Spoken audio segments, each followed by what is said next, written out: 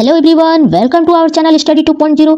आज के इस वीडियो सेशन में हम क्लास 6 की हनी शक्ल बुक का चैप्टर नंबर 5 जिसका नाम है a different kind of school, इस चैप्टर का जितना भी क्वेश्चन आंसर है, जितने भी प्रश्न आपसे पूछे गए इस चैप्टर में, या फिर वर्किंग विद द लैंग्वेज है, या फिर वर्ड मीनिंग है, या फिर मैच द सेंटेंसेज है, ये जो भी चीज़ें आपसे पूछी गई इस चैप्टर में वो सारा का सारा इस वीडियो सेशन में हम कंप्लीट करेंगे। पिछले वीडियो सेशन में हमने ये पूरी स्टोरी हिंदी एक्सप्लेनेशन में पढ़ दी है, क्या है इस स्टोरी में सब कुछ समझा है, एक एक बारीकी से एक एक लाइन। तो अगर आपने नहीं पढ़ा है तो जाइए पढ़िए, पढ़ने के बाद ये वीडियो आपको बहुत अच्छे से समझ में आएगी। ठीक है, तो चलिए शुरू करते हैं और देखते हैं कि क्या पूछा गया। सबसे पहले आपकी टेक्स्ट बुक में दिया गया वर्किंग विद द टेक्स्ट। ठीक है, अब इसमें क्या करना है, put this sentences from the story, ठीक है, इन द राइट ऑर्डर। ठीक, ये है, and write them out in a paragraph, don't refer to the text. आपके सामने ये कुछ सेंटेंसेस दिए गए, राइट, लेकिन ये मतलब मिक्स है, कोई सेंटेंस ऊपर है, कोई नीचे है, कोई मतलब अरेंज नहीं है इस स्टोरी के अकॉर्डिंग। ठीक, तो आपने जब ये स्टोरी पढ़ी है तो कौन सा सेंटेंस पहले आएगा, उसके बाद कौन आएगा, उसके बाद कौन आएगा, ये आपको पता चल जाएगा। तो वही बोला जा रहा है कि मिक्स करके दिया गया और इसको आपको क्या करना है, राइट ऑर्डर में सही क्रम में आपको अरेंज करना है। तो चलिए पढ़ते हैं। सबसे पहले, I shall be so glad when today is over. किसी दिन की बात कर रही है कि वो दिन खत्म हो जाएगा तो मुझे बहुत खुशी होगी। Having a leg tied up and hopping about on a crutch is almost fun I guess. फिर जो है वो कह रही है कि मुझे बहुत ही ज़्यादा अच्छा लगेगा, मुझे लगता है कि क्रच पर रहना यानी कि बैसाखी के सहारे लंगड़ा दिन बहुत ही ज़्यादा मज़ेदार होगा। I don't think I mind being deep for a day, at least not much. और मुझे ऐसा लगता है कि डीप डे थोड़ा मुश्किल है लेकिन फिर भी इतना मुश्किल नहीं है। But blind day is so frightening, यानी कि ब्लाइंड डे की बात की जा रही है कि ब्लाइंड डे बहुत ही ज़्यादा डरावना, बहुत ही ज़्यादा भयंकर है। Only you must tell me about things, किसी से बोला जा रहा है कि सिर्फ आप ही हैं जो मुझे सारी चीज़ों के बारे में बता सकते हैं। Let's go for a walk, the other bad days can't be half as bad as this. यानी कि ब्लाइंड डे की बात करिए तो बोला जा रहा है कि ब्लाइंड डे अदर किसी भी डेज, दूसरे जो डेज हैं, टिप डे, डम डे, उन सब से कितना भी ज़्यादा मुश्किल होगा, मतलब कितना भी ज़्यादा मुश्किल होगा तो इस ब्लाइंड डे से हाफ ही ज़्यादा कठिनाई होगा, कठिनाई भरा होगा। तो इसको अरेंज करना है। तो आपने ये स्टोरी पढ़ी है तो सबसे पहला आप बताइए, सबसे पहला इसमें जो आएगा वो आ जाएगा let's go for a walk, right. उसके बाद आएगा only you must tell me about. चलिए सब यहाँ पे पहले सबसे पहले हम इरेज कर देते हैं, उसके बाद आराम से इसको पढ़ते हैं। सबसे पहले जो आएगा वो आ जाएगा let's go for a walk, फिर आ जाएगा only you must tell me about things, उसके बाद आएगा I shall be so glad when today is over.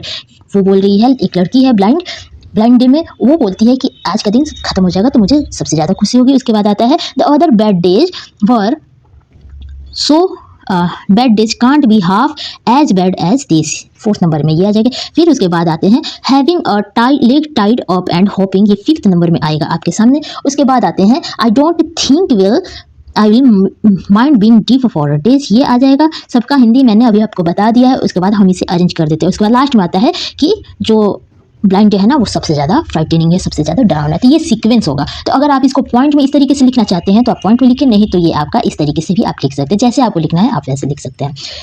ठीक, इसको देख लीजिए, इसको स्क्रीनशॉट लेना है ले लीजिए, लिखना है लिख लीजिए। अब हम आगे बढ़ते हैं। Answer the following question. अब आपको क्वेश्चन आंसर आ गया। इसमें सबसे पहला जो प्रश्न आपसे पूछा गया वो ये है, why do you think the writer visited miss beams school. आपके अनुसार लेखक ने मिस बीम की स्कूल का दौरा क्यों किया, लेखक मिस बीम की स्कूल क्यों गया। ठीक है, आपसे ये पूछा गया है तो इसका जो हम आंसर दे सकते हैं वो इस तरीके से लिख सकते हैं, the writer had heard much about Miss Beam's new teaching method so he visited her school to have a personal experience with the new method of teaching.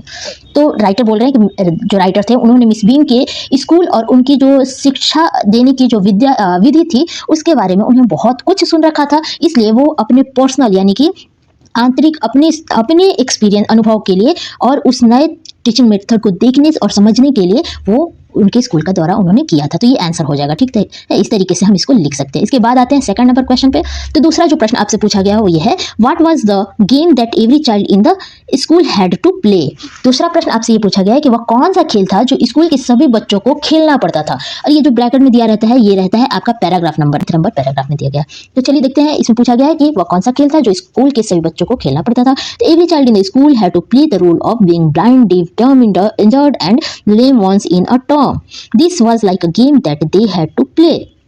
प्रत्येक बच्चों को उनके टर्म पर एक दिन अपने ब्लाइंड डे, डीफ डे, डम, injured और लेम डे की भूमिका निभानी पड़ती थी। उन्हें अंधा बनना पड़ता था, उन्हें बहरा, गूंगा, घायल सभी तरीके के जो डेज होते थे, जैसे जैसे उनके टर्म आते थे उस तरीके का उनको रहना पड़ता था। और ये बिल्कुल एक गेम, एक खेल की तरह था जिन्हें उन्हें खेलना पड़ता था। And this was the important part of their training. और ये जो पार्ट था ना, यही उनकी स्कूल को डिफरेंट बनाता था और उनके ट्रेनिंग का जो प्रशिक्षण का था वो महत्वपूर्ण हिस्सा था। ठीक है, तो ये इस तरीके से हम इसका आंसर दे सकते हैं। उसके बाद आते हैं थर्ड नंबर क्वेश्चन पे। तो थर्ड नंबर क्वेश्चन आपसे पूछा गया है, each term every child has one blind day, one lame day and dash dash dash.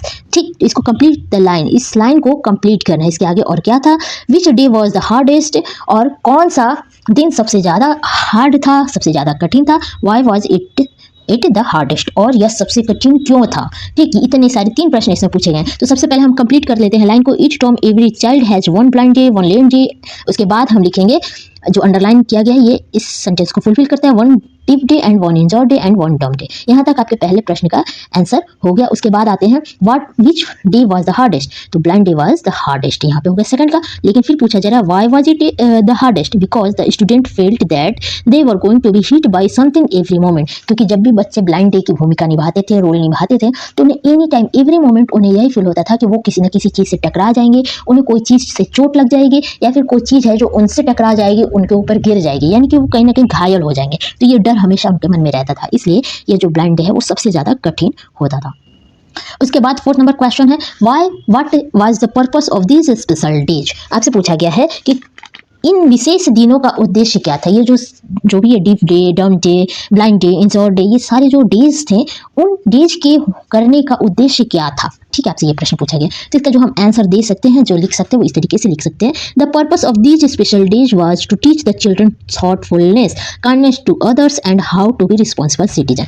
इस स्पेशल डेज को बनाने और उसको प्रोसीड करने का पर्पस, उद्देश्य सिर्फ इतना था कि बच्चे जो है उनके स्कूल के, वो बिल्कुल थॉटफुलनेस, विचारों से भरे हों, यानी कि विचारशीलता उनके अंदर रहे, और काइंडनेस टू अदर, दूसरे के प्रति हमेशा उनके अंदर दयालुता रहे, और कैसे वो एक अच्छे सिटीजन यानी कि अच्छे जिम्मेदार नागरिक बन सके, इसकी भी ट्रेनिंग उसको देने के लिए स्पेशल डेज बनाए गए थे। This days make the children appreciate the understand misfortune by making them their share in the misfortune of others. और ये जो डेज थे वो इसलिए भी बनाए गए थे कि जो भी दुर्भाग्य से, जो भी डिसेबल्ड बच्चे थे, वास्तव में डिसेबल्ड बच्चे थे, जिनके बॉडी में जो कुछ कमी रह जाए, जैसे अगर कोई लंगड़ा बच्चा है, कोई अंधा बच्चा है, तो उनकी परेशानियां जो वो फील करते थे, उस चीज़ को हम उन बच्चों को ट्रेनिंग दी जाती थी कि वास्तव में वो भी उस परिस्थिति से, उस दुर्भाग्य से गुजरे और उस चीज़ को आंतरिक मतलब एक्सपीरियंस कर सके, अनुभव कर सके। ठीक है, तो इसलिए उन्हें इस तरीके के मिसफॉर्च्यून से भी गुजारा जाता था कि अगर आप लंगड़े होते तो आप कैसा फील करते, वैसे ही वो जो लंगड़े, वास्तव में लंगड़े व्यक्ति होते हैं, जो अंधे व्यक्ति होते हैं, वो कैसा फील करते हैं।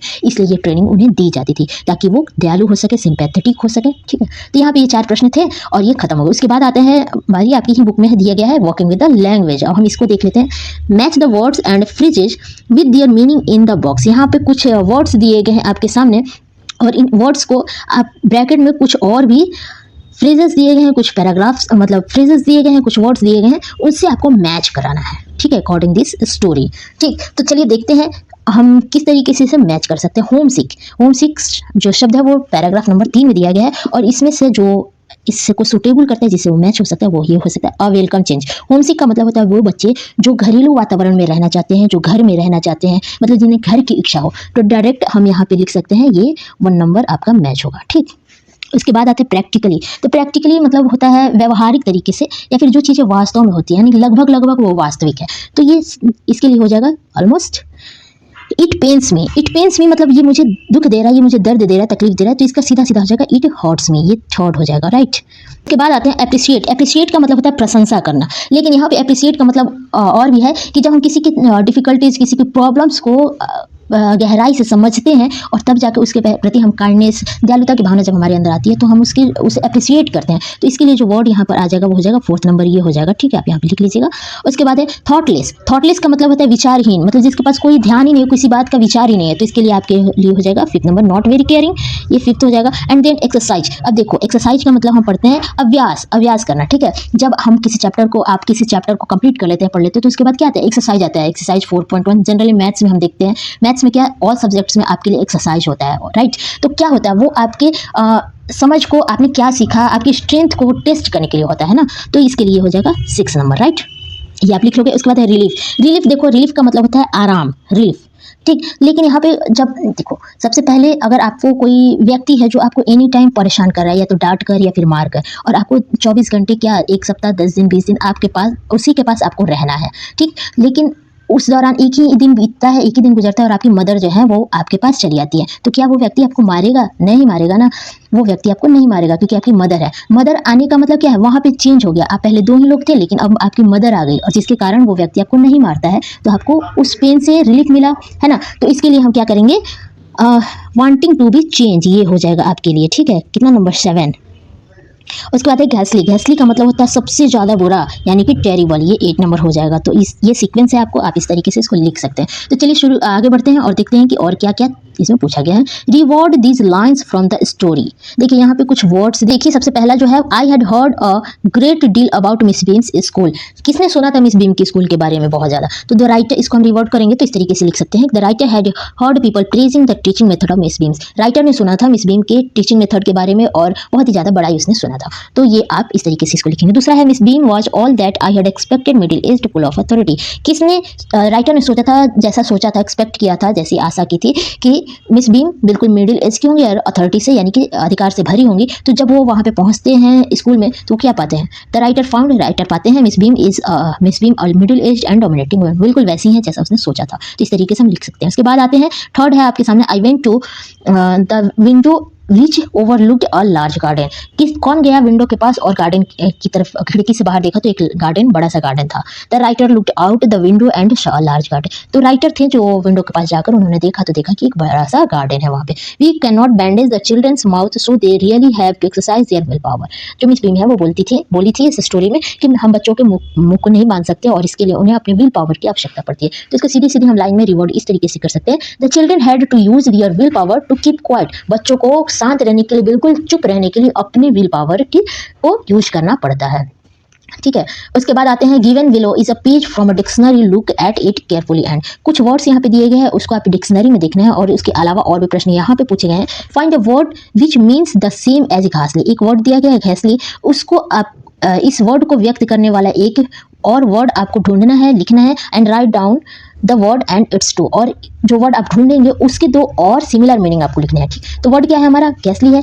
इसके लिए एक और वर्ड हम क्या लिख सकते हैं, टेरिबल। और इसके लिए 2 और जो हमें वर्ड लिखना है वो ये लिख सकते हैं, वेरी बैड, कॉजिंग फियर। क्योंकि गैसली का मतलब होता है सबसे ज्यादा भयंकर, और टेरिबल का मतलब भी वही होता है, और वेरी बैड मतलब इससे बुरा कुछ भी नहीं, और कॉजिंग फियर, डर का कारण। तो इस तरीके से हम इसका आंसर दे सकते हैं। उसके बाद आते हैं, find a word meaning a part of the school year.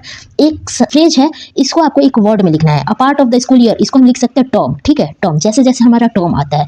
और इसका 2 और मीनिंग हम लिख सकते हैं, a fixed length of time, एक फिक्स टाइम पीरियड होता है, ठीक है, कि यहाँ से यहाँ तक ही, जैसे हम जो प्रतिदिन जो हम क्लास करते हैं उसमें 6 बेस टाइम पीरियड्स होते हैं, है ना, कि अभी इंग्लिश का टाइम है, अभी हिंदी सब्जेक्ट का टाइम है, हिंदी के टीचर आएंगे, तो ये भी क्या है, a fix length of time, और that is called term, okay. A part of the school year, year के बारे में भी हम बात कर सकते हैं, तो उसको भी हम टर्म ही कहेंगे। तो इस तरीके से 2 वर्ड्स हम यहाँ पे लिख सकते हैं। उसके बाद आगे बढ़ते हैं, तो थर्ड आपके सामने पूछा गया, find a word that means examination. Examination एक वर्ड है, इसको फाइंड करने के, इसको बताने के लिए, व्यक्त करने के लिए एक वर्ड आपको बताने हैं। तो एग्जामिनेशन को हम क्या लिख सकते हैं, test, simple, to look at something to see it is a correct और विल वर्क प्रॉपरली। अब हम टेस्ट क्यों करते हैं, यही देखने के लिए ना, जो काम हम कर रहे हैं, जो हम पढ़ाई कर रहे हैं, वो सही तरीके से कर रहे हैं या नहीं कर रहे हैं, उसमें क्या कमी है, क्या ये सही तरीके से काम करता है या नहीं करता है।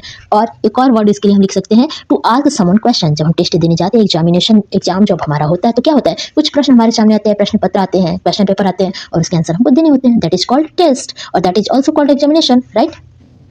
उसके बाद आते हैं, नाउ मेक लिस्ट ऑफ। यहाँ पे लास्ट क्वेश्चन आपसे पूछा गया है, all the words on the page, ठीक, plus any more that you can think of that begin with ter. एक वर्ड है, वर्ड का ये स्टार्टिंग है टेर। टेर से शुरू होने वाले जितने भी वर्ड्स हैं, चाहे वो डिक्शनरी की बात की जाए या फिर आपके इस स्टोरी की बात की जाए, जितने भी वर्ड्स हैं वो आपको लिखना है। तो वर्ड क्या हमारे सामने है, टेर है। टेर से बनता है टेरिबल, टेर से बनता है टेरिबली, टेर से बनता है टेरेस, टेर से बनता है टेरर, टेर से बनता है टेररी, टेरिटरी, टेर से बनता है टेरिफाइड, टेर से बनता है टेरेन। इसके अलावा भी आपको शब्द मिलते हैं, वर्ड मिलते हैं, तो आप इसको ऐड ऑन कर सकते हैं, ठीक है। तो ये आपका आंसर हो जाएगा। उसके बाद आते हैं, find words that may follow the last word on the page. That एक वर्ड है, इसके बाद और भी कौन सा वर्ड आ सकता है, वो उन वर्ड्स को लिखना है। तो कौन किस शब्द के बाद आना है, दैट के बाद, तो that person, that boy, that car, that mobile, that house, that dog, that cat, that girl, मतलब जो भी आप, दैट बॉटल, कुछ भी आप लिख सकते हैं जो भी दैट के बाद आते हैं। ठीक, उसके बाद आता है write down your own meaning of the word thank. देखो एक वर्ड आता है थैंक, इसका मतलब इस थैंक जो शब्द है इसको आप क्या समझते हो वो आपको लिखना है। Then write down the meaning given in the dictionary, और इस वर्ड का डिक्शनरी में क्या मीनिंग दिया गया है वो भी आपको लिखना है। तो देखो थैंक का मतलब क्या होता है, to express gratitude to someone for help और सर्विस और सो काइंडनेस। ठीक, ग्रेटिट्यूड, जब कोई भी व्यक्ति हमारी मदद करता है, हेल्प करता है, तो हम सोचते हैं ना कि अरे बहुत ही अच्छा व्यक्ति था, हम उसके प्रति मतलब हमारे मन के अंदर कृतज्ञता की भावना आती है। तो उस भावना को व्यक्त करने के लिए हम क्या कहते हैं, थैंक यू, यही कहते हैं ना। तो यही शब्द वो व्यक्त करता है, उस फीलिंग को व्यक्त करता है। उसके अलावा सो काइंडनेस, जब कोई व्यक्ति हमारी मदद करता है तो उसके प्रति हमें क्या आता है, दया आती है कि अरे यार बहुत ही अच्छा बच्चा है, बहुत ही अच्छा लड़का है, मेरी मदद की थी, मेरी एग्जाम में उसने मदद की थी। तो क्या आता है, काइंडनेस आता है, राइट। तो इस शब्द को भी व्यक्त करने के लिए हम क्या यूज करते हैं, थैंक। लेकिन डिक्शनरी में इसका क्या मीनिंग दिया गया है, डिक्शनरी में दिया गया to see we were grateful to someone, ये दिया गया है। तो यहीं पे आपका ये चैप्टर पूरा खत्म होता है।